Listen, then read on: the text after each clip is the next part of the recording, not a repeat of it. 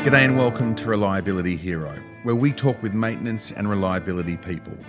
Few things excite them more than making machines and equipment do more than they were ever designed to do. Faster, safer, longer, and more reliably. Whether you take minerals out of the ground, keep power plants running, or fix and maintain rail networks, aeroplanes, conveyor belts, or turbines, we acknowledge you for keeping economies moving. I'm Andrew Daddo, and this podcast is brought to you by the mainstream community.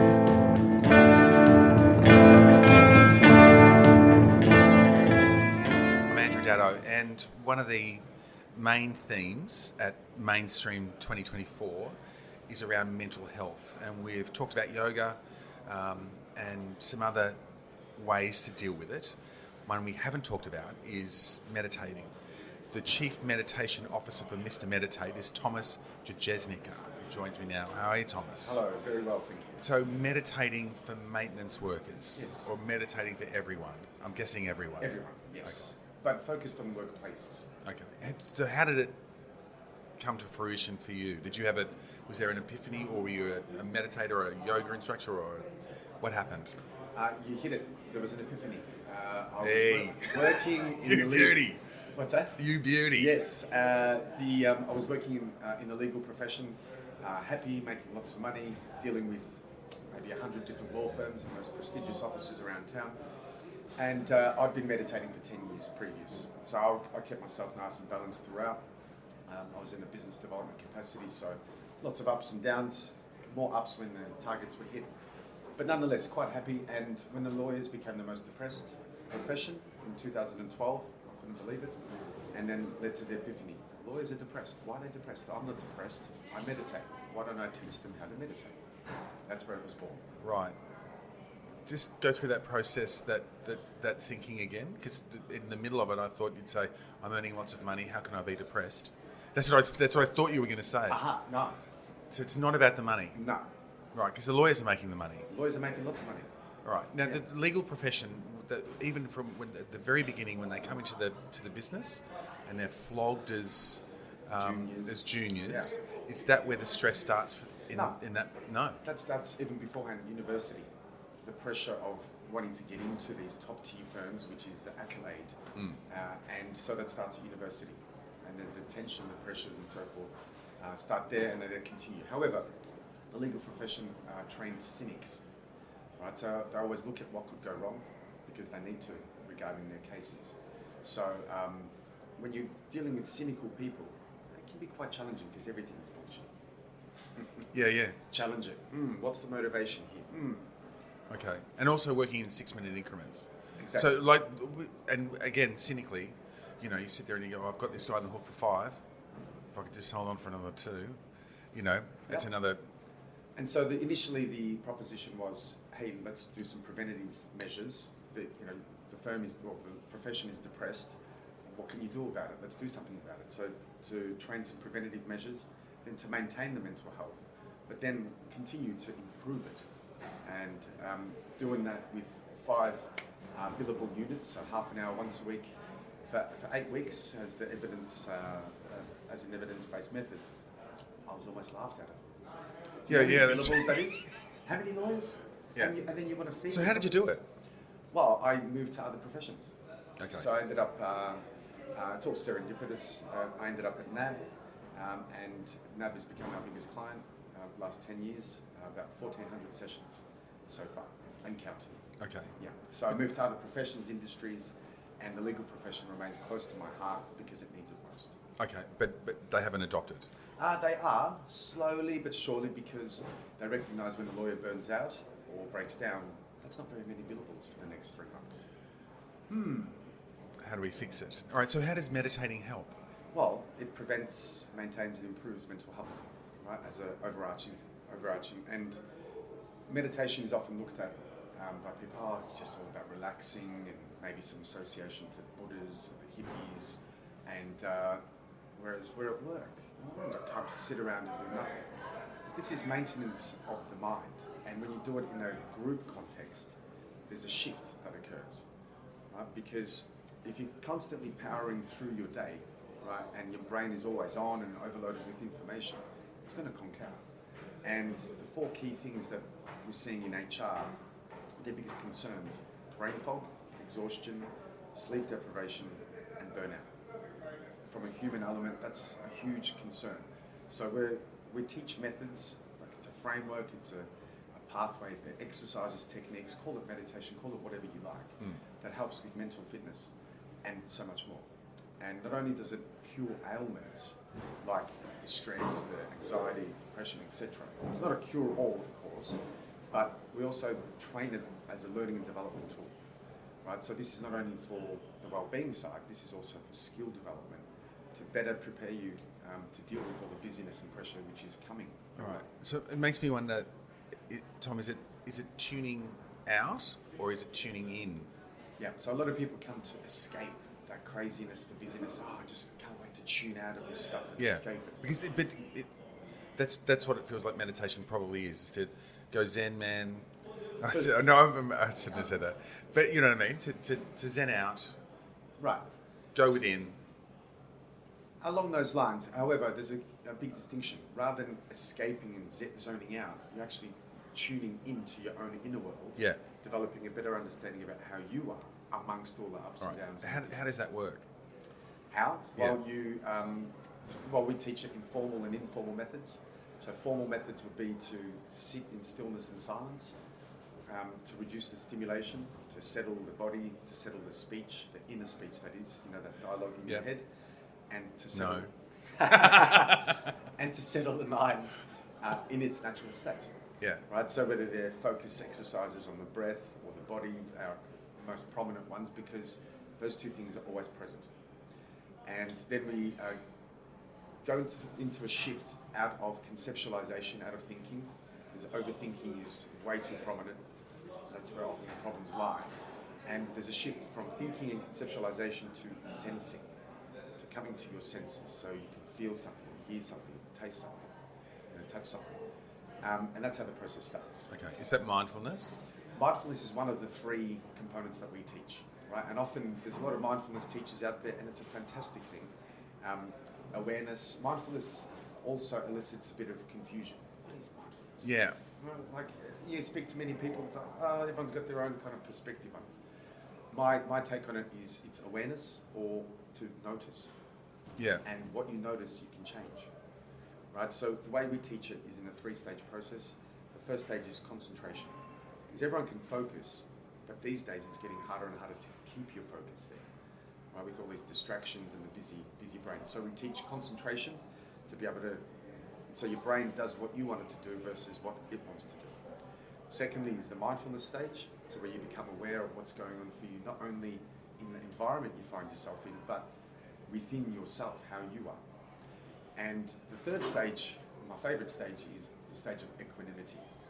And equanimity means to have this mental equilibrium, this mental balance amidst all the ups and downs, right? And that is an attitude piece, a mindset piece, and it really determines your experience. So somebody cuts you off in traffic one day, there you are, waving your hands, right? I can't believe it, right? And then the next day... Have you ever said, I can't believe it? Oh, maybe not. Yeah. Right? And then the next day somebody cuts you off in traffic, same circumstance, and you just go, oh, well, what's the difference? It's your approach to it, your attitude. Right. Yeah, so attention training and attitude training. That's what so you can train yourself to be a less reactive... Equanimous, yeah.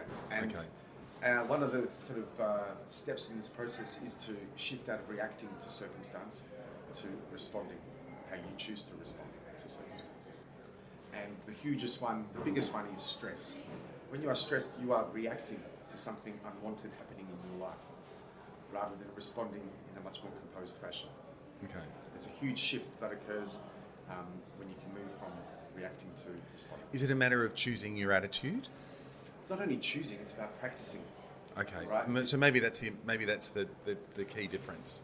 Yeah. So the choice needs to be there before. You need to determine why you want to give this a proper trial. If you can't sleep, or if you're overwhelmed or a stress head all the time, that's a good enough why, and that's your intention.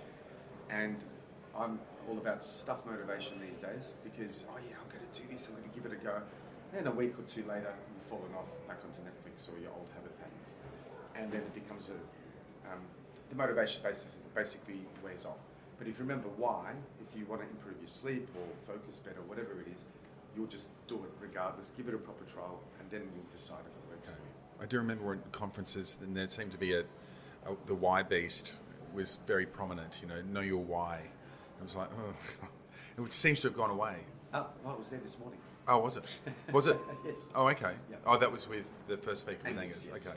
So, but like there was whole things on know your why, Yep. and I'm like, that's a very bad use of English. Still. Well, it's your intention, the volition. Yes. What is it that you're looking to do here? This is not just some nice little small relaxation tool that you do when you're stressed. This is a way of being. This is like if you exercise physically, Yeah. you've got to do it consistently in order to maintain. Okay. This is mental fitness. Right. So is physical exercise enough, or is it a combination of physical, mental, like Emotional. Yeah. So physical exercise, all about it. It helps you feel more alive. 80% of the benefit is for the body, 20% for the mind. Yeah. Meditation, the opposite. 20% for the body, because you relax, you let go, the tension comes off your body. About 80% of the work goes into your mind, and the brain will change shape according to what you practice. So if you practice a lot of stress, those parts of the brain will actually grow and fire off more consistently. So the brain is a muscle. The brain is an organ that works like a muscle. Hey, all right. Hey, where does the phone fit into all this? Because I don't know. I've got a theory, not proven, just that it's the phone is the big problem, because we're constantly on. Like we don't really give ourselves, and kids especially, a chance to just sort of sit at a bus stop and watch the world go by. It's sit at a bus stop and watch or play or do, but not chill out, zone out. Phone's a huge one. We're in this digital deluge where we are absorbing, or we're drinking information from a fire hose. Right? There's just so much coming in, and the brain can't handle that constant onslaught of information. When it comes to phone, well, we've all got to work it out ourselves. We've got to find our balance, our equanimity somehow. Because if what you're doing now, just think about if you continue doing what you're doing, what's it going to look like in 3 months or 6 months' time, or a year's time? What's the brain state going to be like if you keep doing what you're doing? If what you're doing is good and helping you to be more stable and considered, then keep doing that. But if you're just overloading yourself with this... But how do you know? How would you know? How would I know if it's a good thing or a bad thing? Well, how do you feel after that incessant scroll for half an hour? Do you feel energized, or do you feel drained? That's a good measure. Right? All that stuff that you've just put into your brain, is that going to be of use to you? More than likely, 99% of it will not. Yeah. That cat falling out of the bath or whatever, that video, useless stuff, and you're just putting what you put in, you get out. So you're putting garbage in, you're going to get garbage out. Right? And the brain works like a snow globe. So when you shake that snow globe, when you keep loading it with information, all those snowflakes are like thoughts. Right? So what we're doing, what is necessary, according to the neuroscientists at least, is a brain break. A 5-minute brain break, you can just put your brain into neutral and idle, stare in the sky, no stimulation, no conversation, let it be bored. And that allows the snow globe to settle for better brain functioning, but also for space in the mind for new ideas and innovations to come in, those aha moments that most people get in the shower. Is it why you have big ideas in the shower? It's because you come to your senses. Because the hot or cold shower that you have, you feel that on your body, the water's pounding, or maybe just bouncing off you, whatever, and you come to your senses. The other one is on the toilet, but let's stick with the shower. Is there a way to if you want to begin meditating, if you want to begin the process, what's the best way to do it? Start small, but start. So know your why, right? Yeah. Then. So do you have to meditate to something? So I want to. You don't have to. You can stare at a white wall like my IT guy. He's never learned. No. I mean, do you have to meditate to an idea? Like, do you have to be thinking of something that you want to become? Like, No. I want to use my phone less. I want to stop smoking. That is your intention. Right. Right. And so, that's not your why. Well, that's your why. Yeah. Well, that's. I want to use my phone less. So, well, what can I do instead? I can do something useful for myself, for my brain.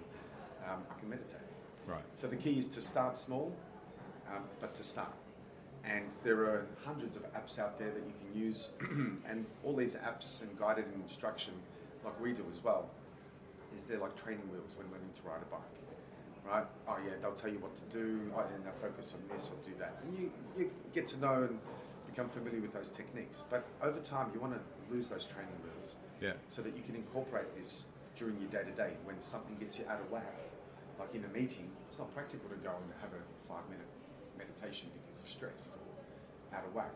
What can you do then and there on the spot to reduce that stress and to get back into balance? Is key. So to start small, and I guarantee you will be crap at it. But you will think that you're wasting your time. Yeah. Is this what I'm supposed to be doing? Is this working? Right? And you'll question it and you think, oh, maybe this is not for me. But the key is you're sitting in stillness and silence for that period of time. Yeah. Right? And if you keep going, right, it becomes really obvious. And a lot of it is about sitting with discomfort. Right? You might be sitting there like a statue, with your eyes closed, but your head could be going a million miles an hour. Right? And it's about having the witness, like a witness experience. So like you're a scientist in the background or a fly on the wall observing yourself. And at times when there are storms in your head, you're witnessing, oh, there's a storm in their head. Okay, I accept that. And if you accept it, you'll move beyond it. Whereas a lot of people have those storms and, oh, shut up, I'm meditating, I'm supposed to be calm. Yeah. And the opposite is happening. Okay. Right. Wow. It sounds like a nice place to be. It takes What time. a job, a chief meditation officer. Good on you, Mr. Meditate. Tom Jajesnica, thanks very much for your time. Thank you very much. Appreciate it.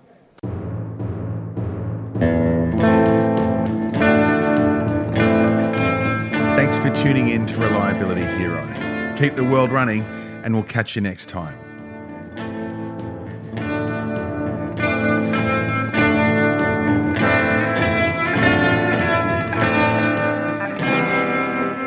This podcast was brought to you by the mainstream community.